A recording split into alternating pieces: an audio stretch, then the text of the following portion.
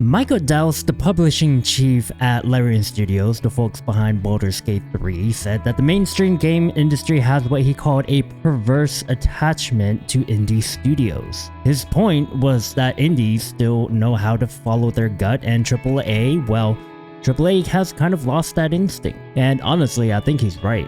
When you look around, a lot of the biggest blockbuster games feel polished to a mirror shine, but they don't always feel inspired. Meanwhile, you got these smaller indie teams taking huge risks, and half the time, those risks end up defining where the industry goes next. And that got me thinking, why is it that AAA studios with all the money, talent, and tech in the world often feel like they're chasing the shadows of what indies are already doing? And more importantly, what does that mean for us as players? Douse brought up something interesting when he talked about Mafia: The Old Country. He said it felt like a game made by a team with a very clear vision. Everything was focused, the game had an identity, and you could feel the creators trusted their own instincts when making it. That sounds obvious. Of course, a game should have vision, but if you've played enough modern AAA games, you know that's not always the case. A lot of the big games feel like they're made by committee. They're shaped by focus tests, spreadsheets, and market projections. It's less about what do we want to make and more about what's less likely to fail. And that's where the gut instincts come in. Smaller studios don't have the safety net of billions of dollars in revenue streams. If their idea doesn't click, they're sunk. That pressure forces them to lean into creativity, to trust their gut. Think about Supergiant when they made Hades, a roguelike with deep storytelling woven into repeated runs. That could have easily bombed, but they trusted their instinct and became one of the most celebrated indie games of all time. Contrast that with something like Call of Duty. Every year, the series tweaks a few things here and there, but the formula rarely changes. Why? Because the data says the current model makes more money. AAA relies on that safety. Indies don't have that luxury. Now, don't get me wrong, data has its place. Knowing what players enjoy can help shape better design. But when data becomes the main driver, creativity takes a back seat. Take Ubisoft for example. The Assassin's Creed series has been through so many iterations, but for years it fell into this formulaic trap. Huge maps, checklist objectives, towers to climb. The data told them players liked exploring and ticking boxes, so they doubled down on it. But eventually that design started to feel stale. Meanwhile, smaller studios are free to make choices based on passion instead of data.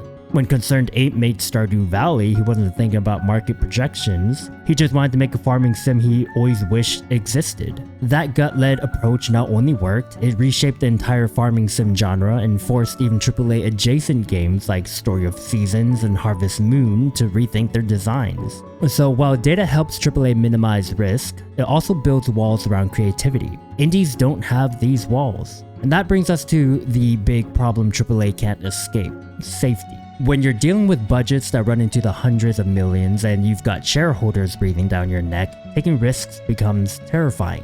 The result? Games that leans on the same formulas, the same open worlds, the same monetization schemes. Like an Anthem from BioWare. It wasn't just that the game had problems, it was that it felt like EA wanted a piece of the Destiny pie and forced BioWare to build something that fit that model. It wasn't gut-led, it was market-led. And the result was a game that felt like it had no real soul. On the other side, you've got games like Celeste. That was a tiny team making a brutally tough platformer that doubled as a heartfelt story about mental health. It's the kind of game that wouldn't even get greenlit at a AAA studio because it's too niche. Yet it became a cultural touchstone. That's why Douse's comment makes sense. AAA looks at games like Celeste, sees a player's response, and suddenly, mental health themes and personal storytelling start popping up in bigger games. But it had to start with an indie daring to take the leap. This is really the heart of it. Indies innovate and AAA adopts. Hollow Knight. That game reignited love for Metroidvania design.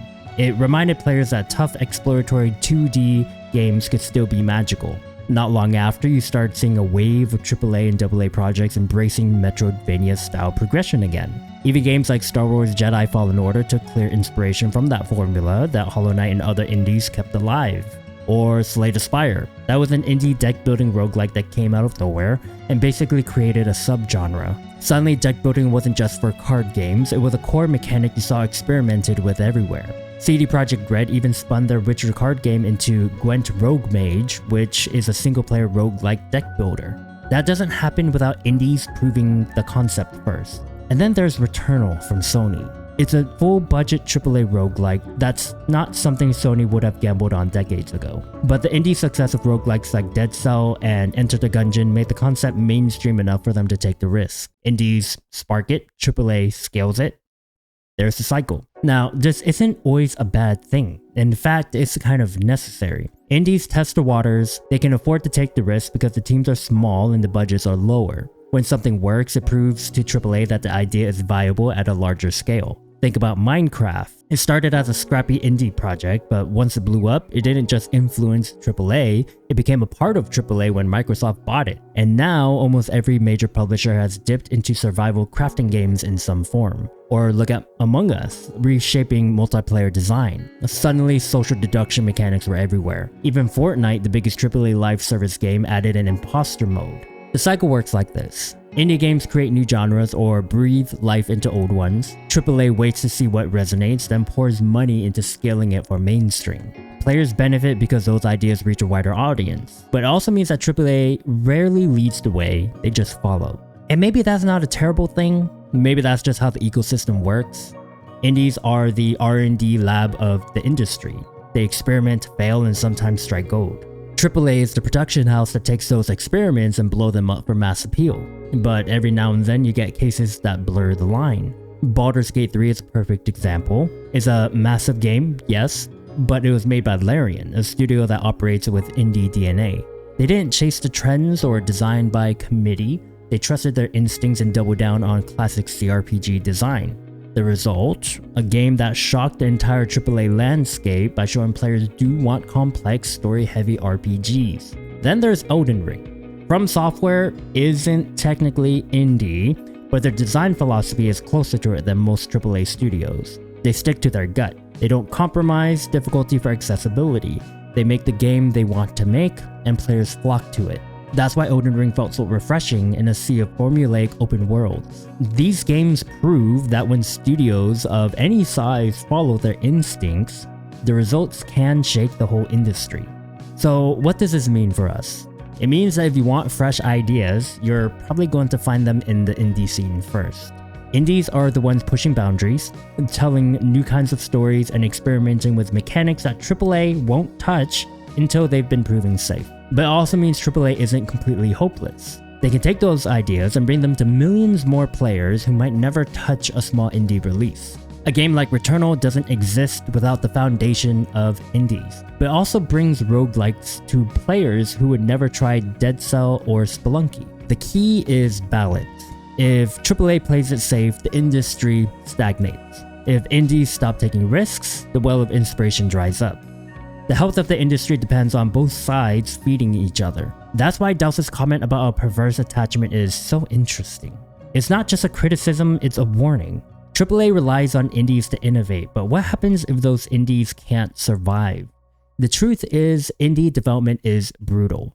For every Hades or Hollow Knight, there are thousands of games that never break even. If the industry wants to keep benefiting from indie innovation, it needs to support those creators, whether it's through better funding opportunities, more visibility on platforms, or simply players taking more chances on small games. And on the AAA side, maybe it's time to loosen the grip on data, to give teams room to follow their instinct, even if the numbers say it's risky. Because the biggest hits of the last decade, Dark Souls, Elden Ring, Minecraft, Baldur's Gate, didn't come from chasing trends, they came from trusting vision. If the industry can strike that balance, we all win. So what do we take away from this?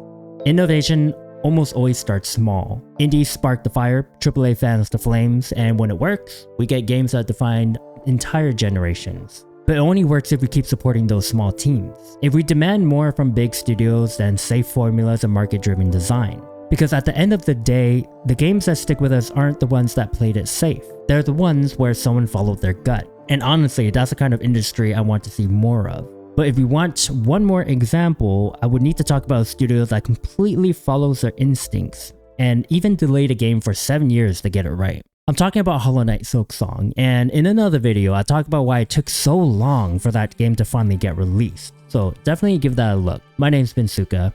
Like, comment, subscribe. I'll see you on the next one. See ya.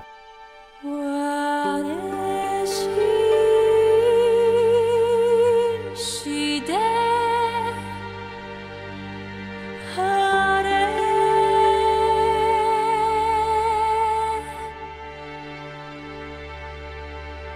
我